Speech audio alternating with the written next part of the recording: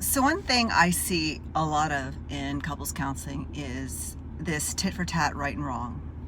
And I try to help couples understand that with 7.5 billion people on this planet, there's no one right way to see anything. So let's equate it to, I don't know, an apple and an orange, okay?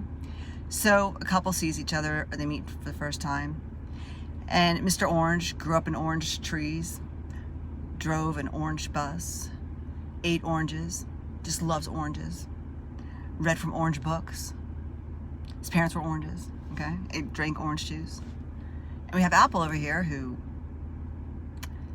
wears apples, eats apples, goes to Apple school, drives an Apple car, okay? One day, they're both taking a walk in the park, and they look across the park and they're like, oh my gosh, who is that? It's so interesting. Orange is like, it's so round and red. Apple's like, what is that orange thing? And their uniqueness is what draws them together. And they're like, we're so tired of this bland life we've been living.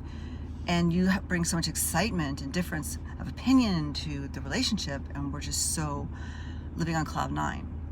But after a while, guess what happens? Apple's looking across the room at Orange. Orange is looking across the room at Apple. And they're like, psh. Apple's like, why can't you be more like Apple? Orange is like, screw you, why can't you be more like Orange? And here we go. Here comes the tit for tat, right and wrong. My way's right, your way's wrong. As opposed to, I may not fully understand how Orange fully operates, but I'm willing to seek to understand instead of always be understood. Forget it. Once that happens, and we get out of our lane to go try to tell another person that they're right, wrong, indifferent, whatever it is. It doesn't even matter if you have good intentions.